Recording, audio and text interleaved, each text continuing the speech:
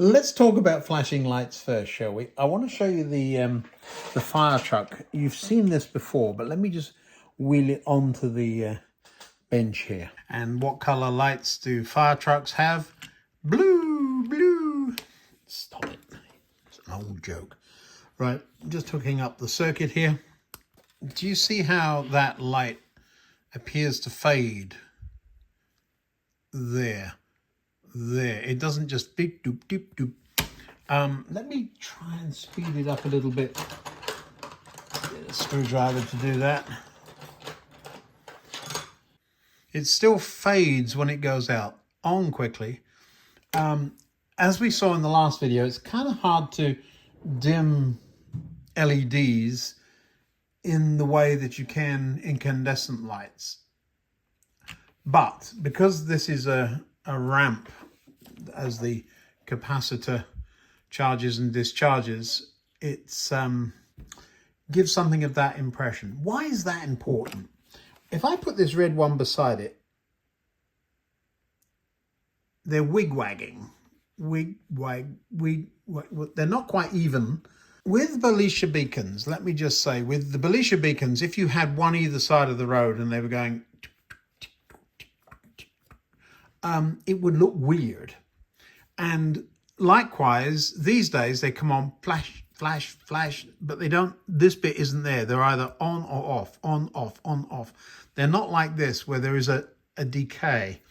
Why is that important? Well, with the Belisha beacon, they were incandescent bulbs back in the whatever years it were in my childhood. These days, I'm quite sure they do flash, like LEDs flash.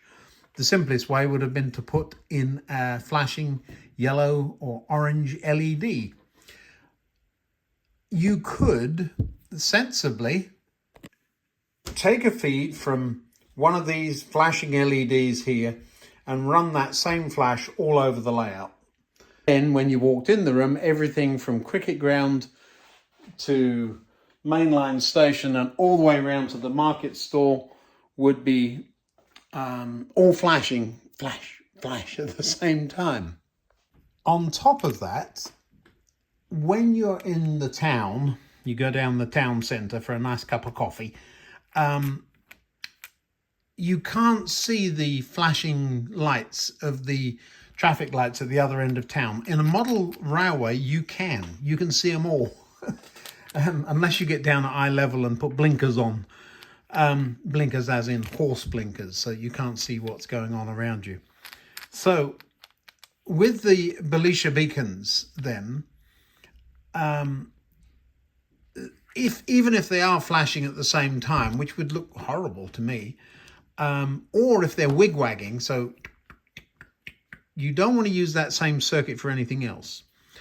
But I'm going to make the argument that this little circuit, this is the commercially available one. We're just going to make one up in a minute for each beacon. And the reason for that is they'll if you get them perfectly right, they'll wig-wag initially, and then they'll do this.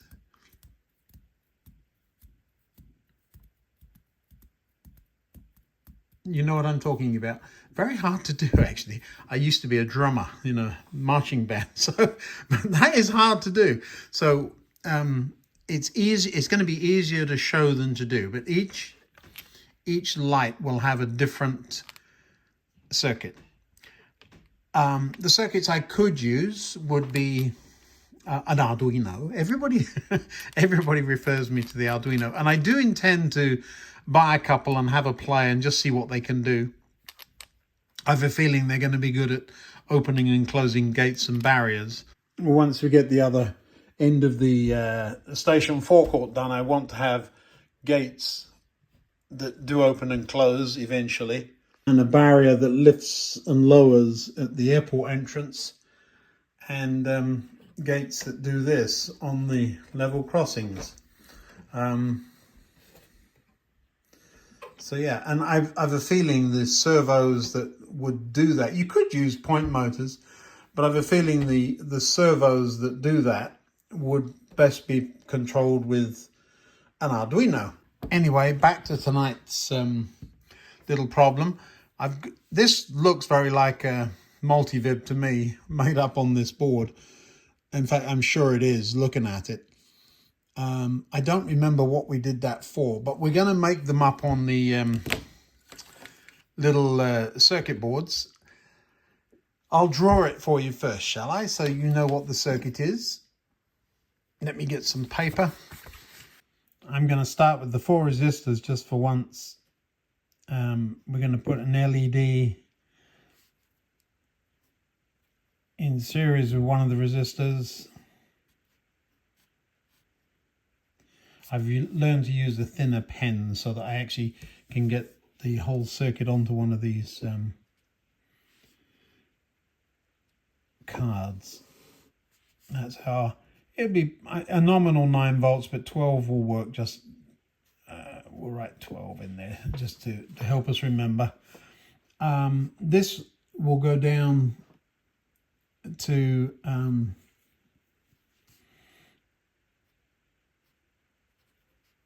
a capacitor which feeds the back end of the second transistor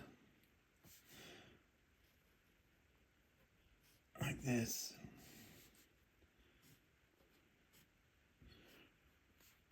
This is not helping you understand at all what I am doing. No, it's a clever little circuit. You really need to see the whole thing. The LED can only light if there were another one over here. That one and that one can never be on at the same time. If there is current flowing down through here, it means that there is a voltage there. As these capacitors charge and discharge, so if there is a current flowing from there through there down, this plus end of the capacitor will discharge through there. When it does, it changes the state of this and turns, allows this voltage to rise and turns that on, which allows this one to flow. Then that one discharges, and whilst that's doing that, this one's charging back up again. So the reason you get the decay is that the capacitor that's as the capacitor discharges, or as the opposing one charges, if you like. But without getting into the fine detail, this is a very simple little circuit that, without too many variables, will change the state of each transistor in turn. So either this one's conducting or that one's conducting, depending on the charge on either of these two capacitors. Now, so long as you use similar values, it will bing bong-ish. Now, this particular one has variable resistors. In fact, look, it's almost identical to the, have I drawn it the same way? Got the LED upside down again. I told you I do that all the time. It doesn't matter, it's an LED, and it will only work one way round. Do you remember me putting them in upside down on that one circuit and it didn't work? Might have been this very board. I'm not going to put in variable resistors in both of those. I'm getting a few bits and bobs together. I should be able to get 2 of them on one of these strips. A few 1K resistors. I have a box of resistors just under here. But let's see if we can find the capacitors we need. They come in little baggies, and there's every... Well, actually, let's look at the list, see if we have them. Yeah, there's 30 of them in here. So 10 microfarad, hundreds. The trouble with these boxes is that once you've opened them, you can never get all these little baggies back in the same box they came out of. 68 microfarad, that's an unusual value, isn't it? With capacitors, if you put them, where's my pen? I'll use a marker on this for you.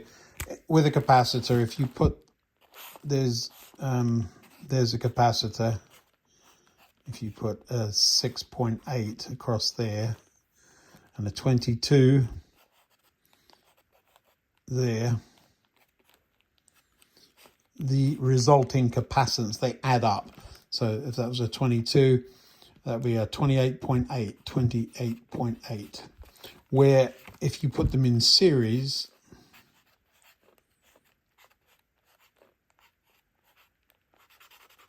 there we go, they don't.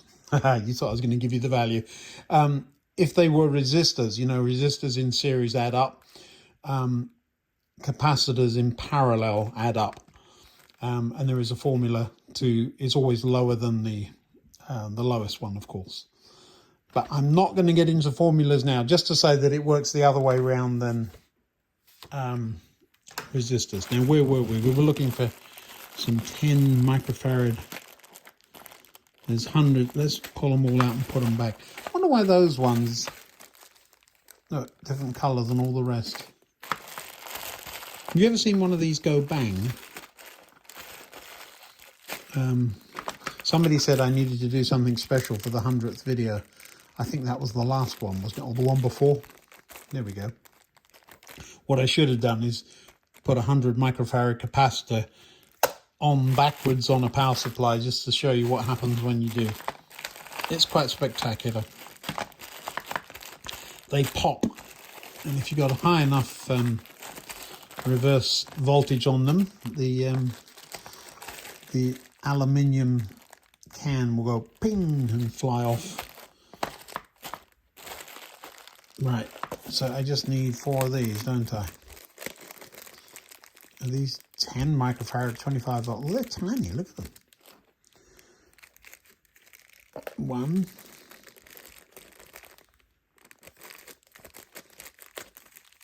2, 3.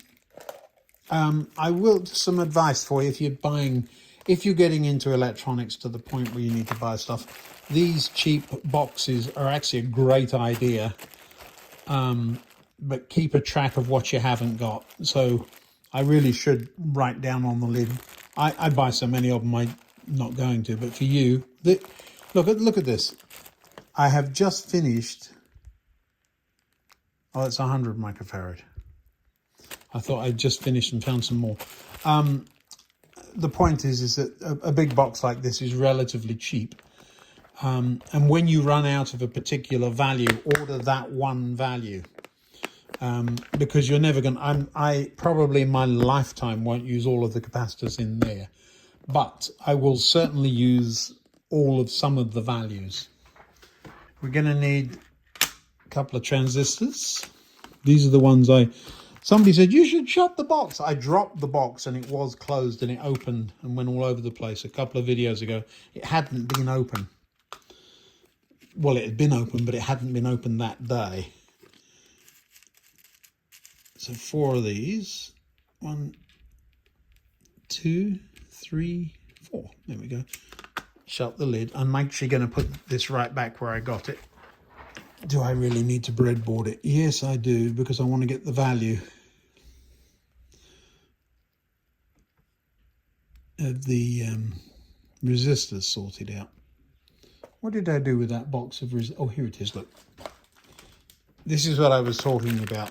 There's a box of resistors, and all of these came out of that. But that's full. So how are you supposed to? Yeah, just don't. All right. Alrighty. I've drawn this a number of times, but I'll do it again. Looking down on the top of the transistor, it looks a bit like a D when you look down on it. Can you see that? And then can you see what I'm doing here? And then there's some writing on there, and then there are 3 legs of it that come out of the top: collector, base, emitter, base, collector. I'll write those on there in a minute. Come on, get in the holes. Get in there. Anywhere, just get in.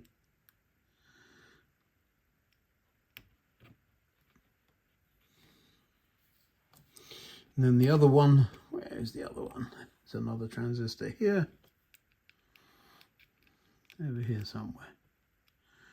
So long as you can physically reach it, it really doesn't matter where you poke these. So 1K resistor from 2 of them. And we're going to go from the collector.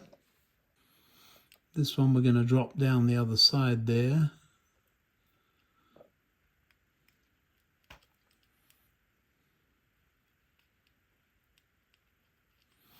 Well, more wire went through that hole than to the bottom, so this must be a cheap breadboard. I must have a look under there, see what's going on.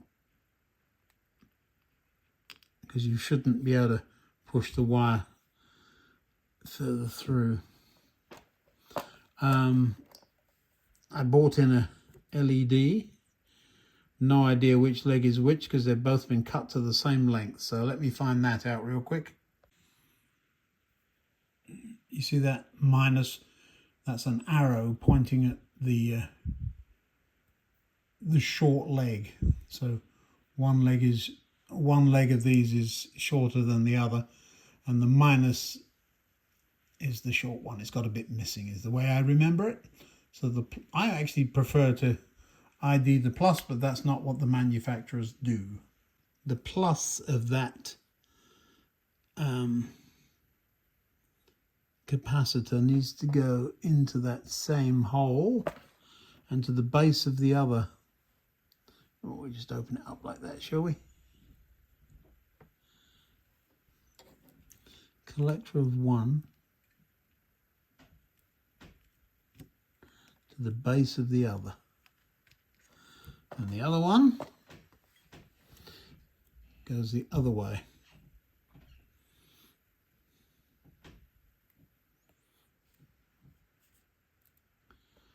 So the plus goes to the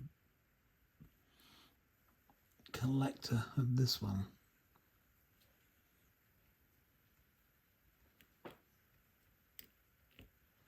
And that goes to the base of that one. Why is there a resistor in the base of that? Shouldn't be there. It isn't. It's the one next to it. There we go, in there. That's it. And collector of this one goes to the plus line over here. So those two are in, that's in, that's in, that's in, that's in, that's in. Now we need, this is where the fun starts. I'm going to use a variable resistor for now, just to get the value. So what I'm doing is coming off the board onto the center one of this, and then back on again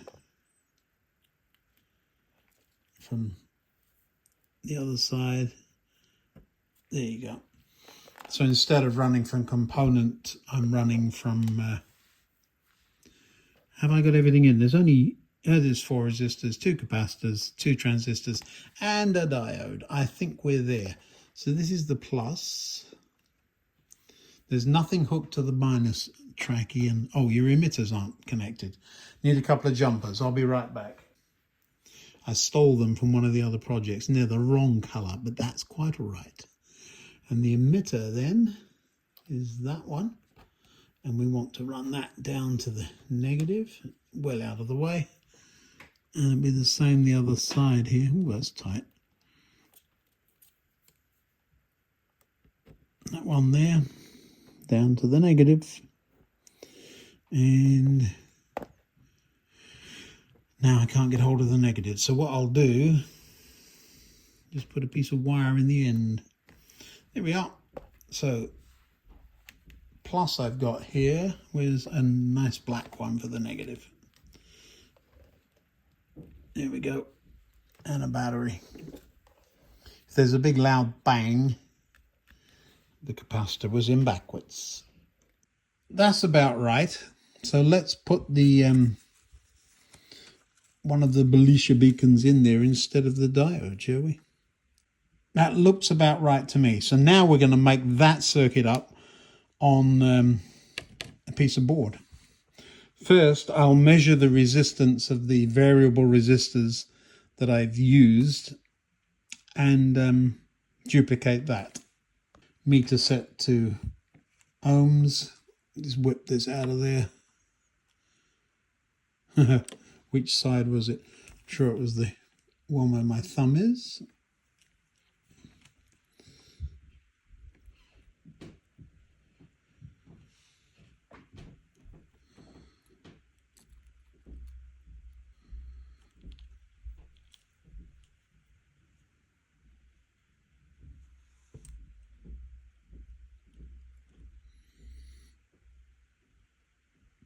$95K. 95.1 is 100K. I will just check the other one. 95K. So it's going to be a 100K resistor. So now I've got to find one of those. 100K. And that's what I'm relying on, the plus or minus 5%. We want them to be slightly different, but they're all coming from the same batch, so who knows. Just checking the values of those resistors. 99.8, that's very close. 99.3, that's good. So those two, do you see what I mean? The little bit of variance will be just enough to get those lights out of sync. Good. So we're relying on the lack of strict tolerance. Just for once, we can take this mess apart because it's a multivib, for heaven's sake. Which means I can get all of these bits and pieces out of the way. I'm pulling crocodile clips away and they've got components still stuck in their jaws. No, help me.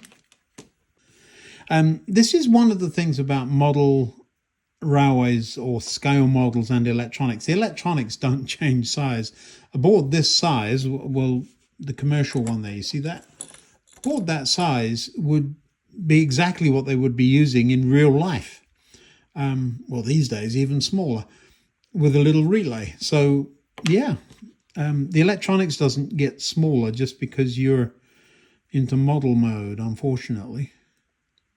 I got all clever on us and cut it down just a little bit because I figured it'll fit in that box quite nicely. And it does. But since I'm using that box, why not just use the one that fits? So we're going to use the bigger board. It'll make things a little easier for us. We'll end up making a couple of holes for the cables. Now, when you're using project boxes, it's almost impossible. You see the 4 holes. There are 4, I'll try and get the light to shine on them. There are 4 mounting holes in the bottom. It's almost impossible to get things to line up. I believe I have, just trying to see here, at least 1, potentially 2 that do, if I keep the board that way. I've set the terminal block back a little bit because you want to be able to get the wires in. It becomes a real faff. And actually just throwing the thing in there and popping the lid on, it's probably going to be just fine flapping around. In the good old days, there were slots and all sorts for the boards, but can't get them anymore, or you can at exorbitant prices. These were, I don't know, 10 for $5 or something. So yeah, we'll build the project in a box. Now where we put the box is another whole thing. I may have to end up disguising it as a substation or something. You know, that's not a bad idea. So there's solder on the iron, but that's making, as I've said a number of times, surface area for me. Touching, a little bit of solder. Next, a little bit of solder. Next. Next.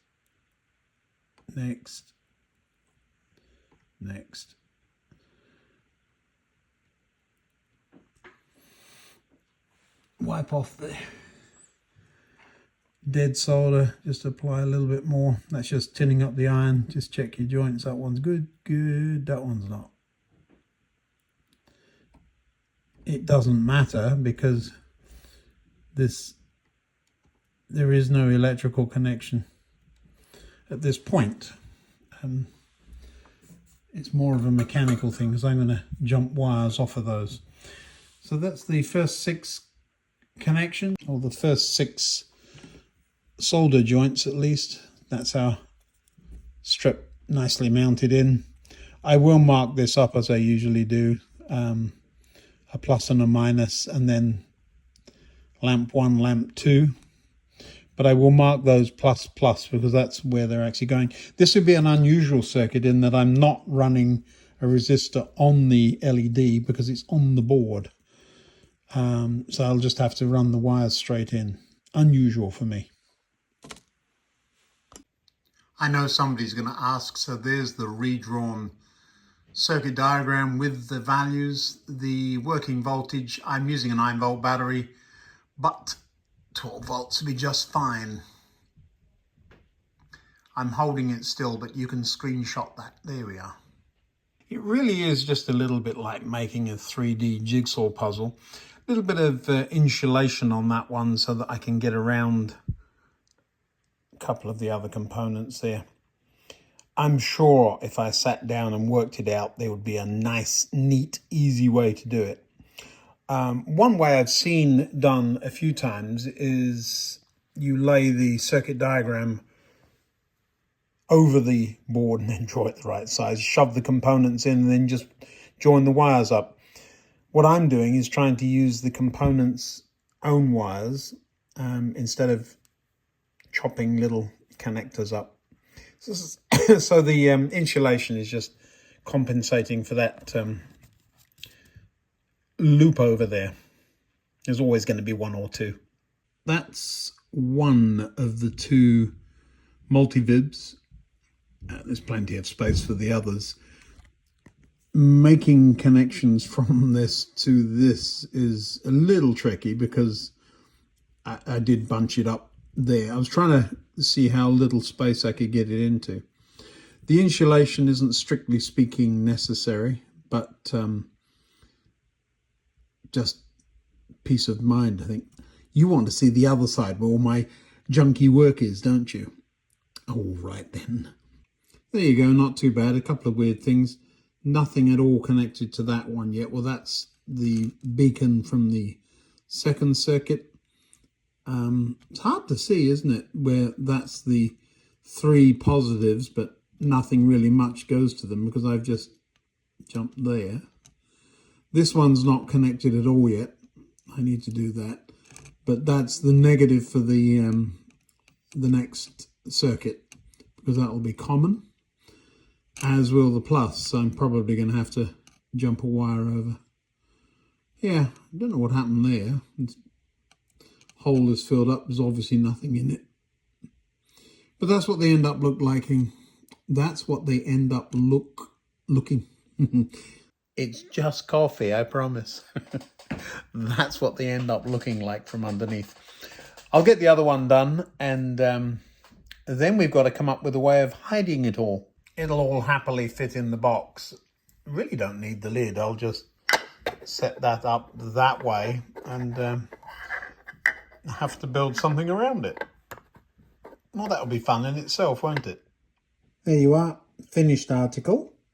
We haven't tried it yet. I wanted to let you see me try it.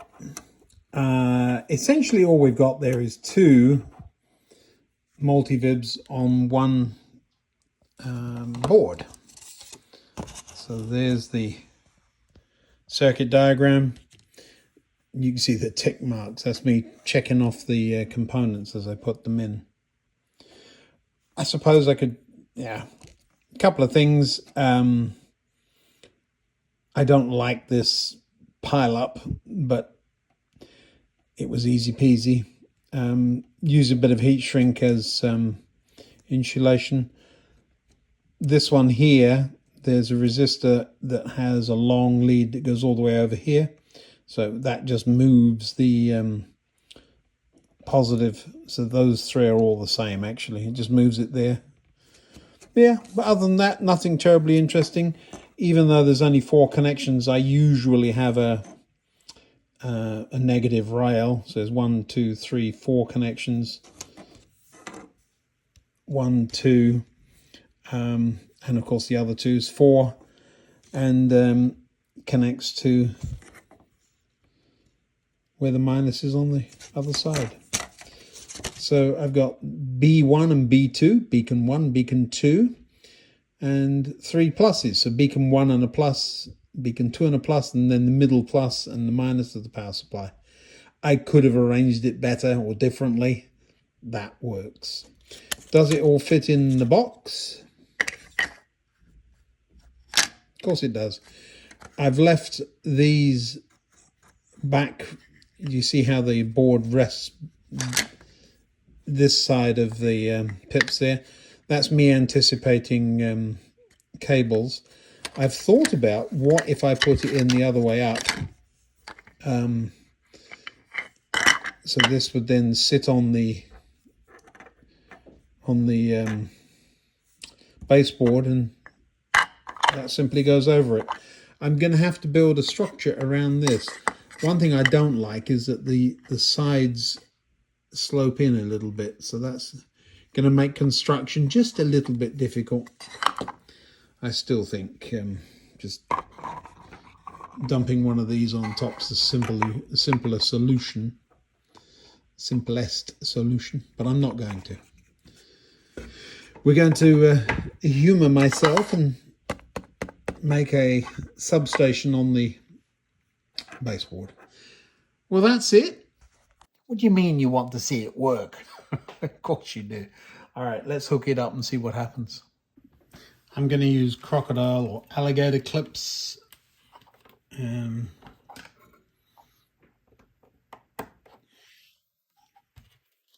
Just because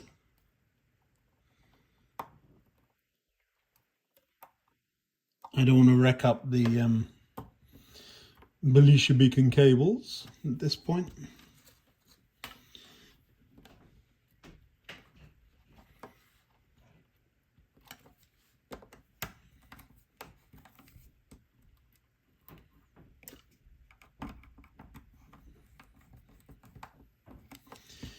And then we need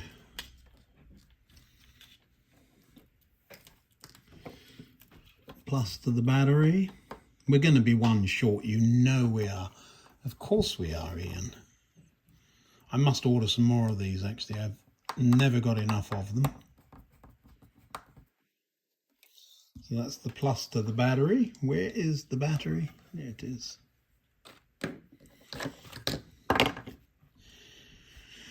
Minus.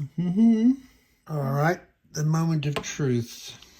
Let's see. So red wire to the positive and the black one to the negative, is it?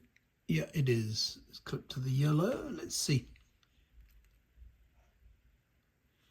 Well, they're doing exactly what I didn't want them to do, flashing at the same time. Oh ho, but they're getting out of sync. Ha ha ha. Yep. You see it? So half of this circuit is just to get that out of syncness.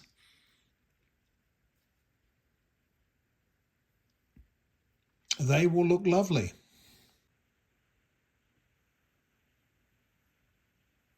And that da-dum, da-dum, da-dum, da-dum will eventually get till they're completely opposite. I'm going to let it run just for a minute so that you'll see that.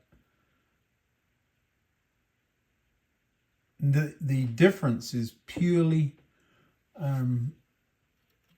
resistor tolerances on this thing, or capacitor tolerances too, I expect.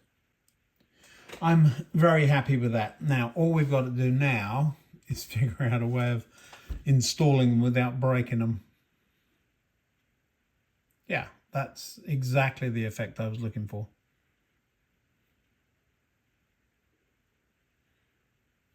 Does look complicated, doesn't it, with all this rat nest of cables and who knows what. But it really is a very simple circuit. There's no planning or anything like that. You can see the bit of a haphazardness of the diagonals there.